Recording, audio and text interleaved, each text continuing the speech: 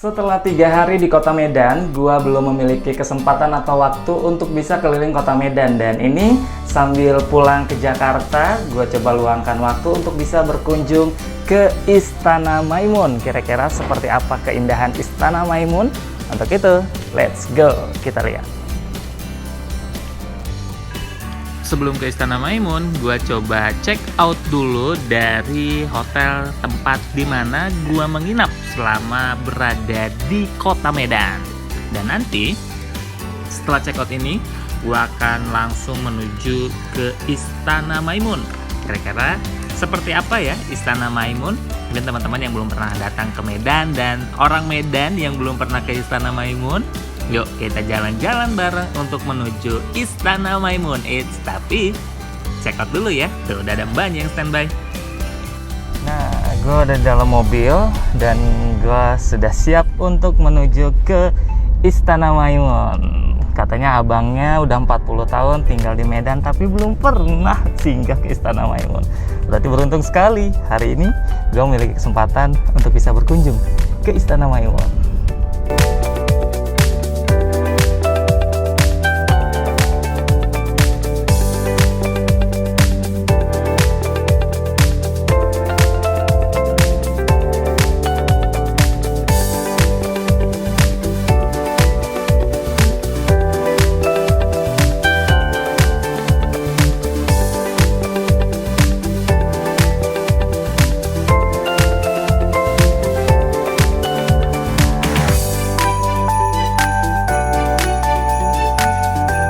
Setelah perjalanan kurang lebih 20 menit akhirnya, gua sampai juga di Istana Maimun. Istana Maimun.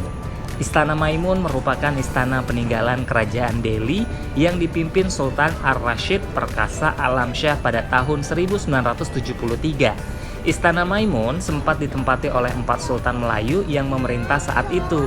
Istana Maimun juga dibangun pada tahun 1988 yang diarsiteki oleh T.H. van Earp yang bekerja juga sebagai tentara kerajaan Hindia Belanda. Desain bangunannya adalah perpaduan antara Indonesia, Persia, dan Eropa. Namun, nuansa Melayu dan Islam jelas terlihat di bangunan yang terletak di Kelurahan Sukaraja, Kecamatan Medan Maimun ini.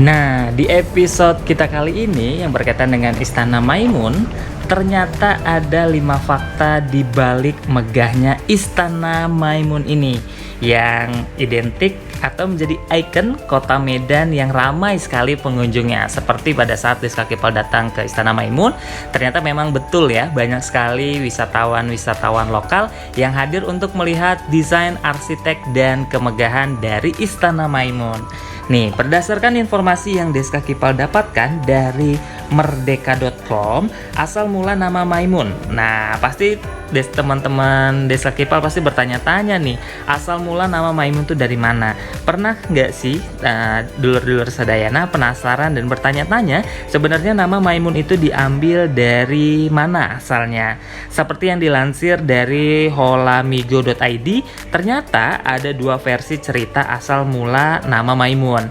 Versi yang pertama itu menyebutkan bahwa Maimun berasal dari nama istri Sultan Makmun, yaitu Maimunah.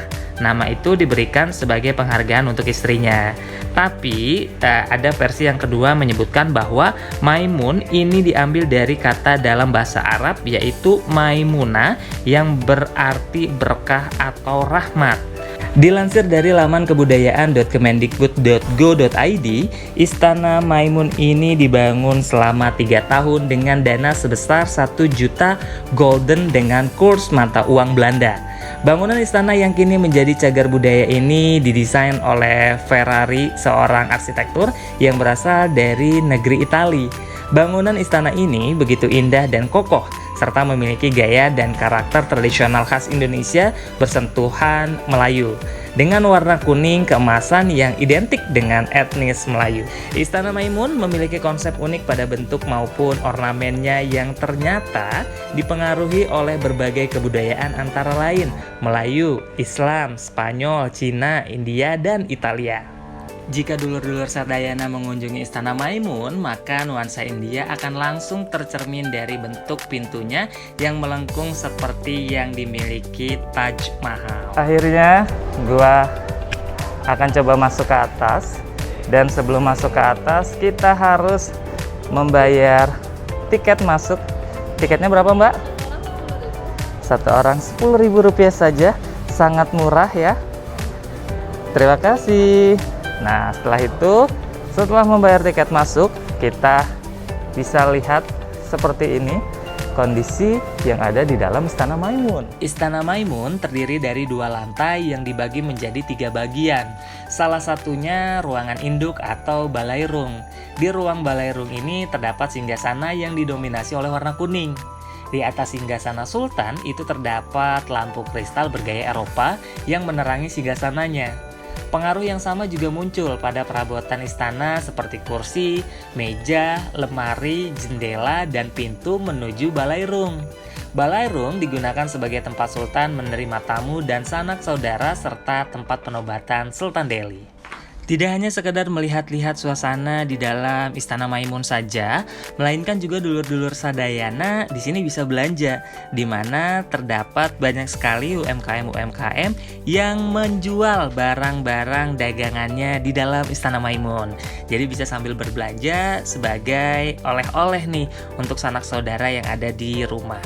Dan tidak hanya itu, melainkan juga di sini ada seperti foto studio gitu. Ya, jadi kalian bisa foto di sini dengan menggunakan pakaian adat yang disewakan juga tepat di dalam lokasi Istana Maimun.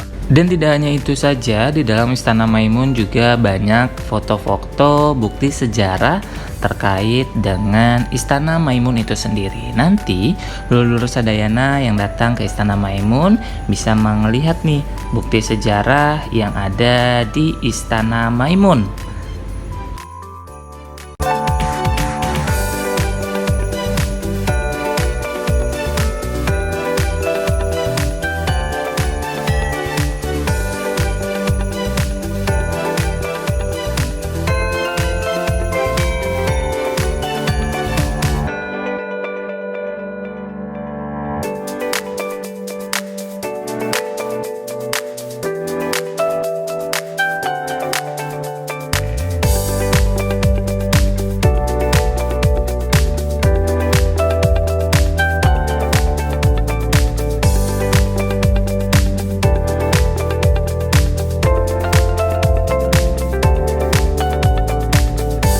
Ternyata pada saat masuk ke dalam Istana Maimun, wah ternyata banyak juga nih wisatawan lokal yang datang untuk melihat keindahan dari Istana Maimun.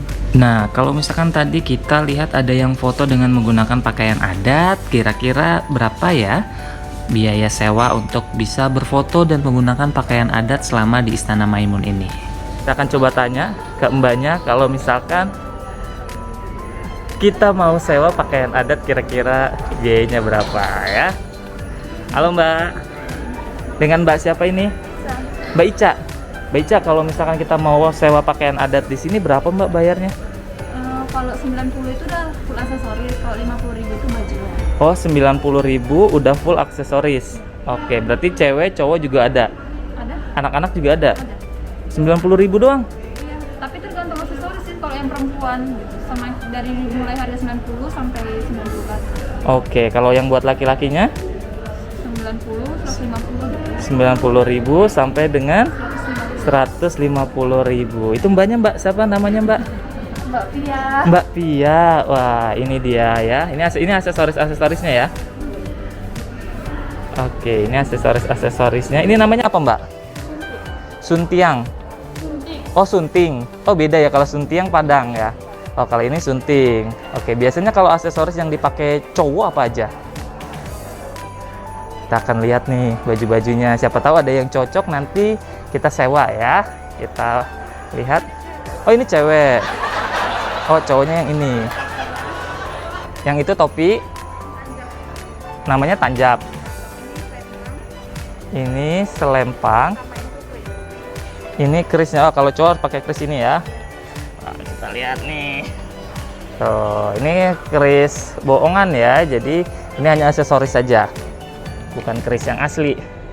Apalagi keris John, wah itu bukan ini keris. Oh, pakaiannya yang laki-laki ini. Oke.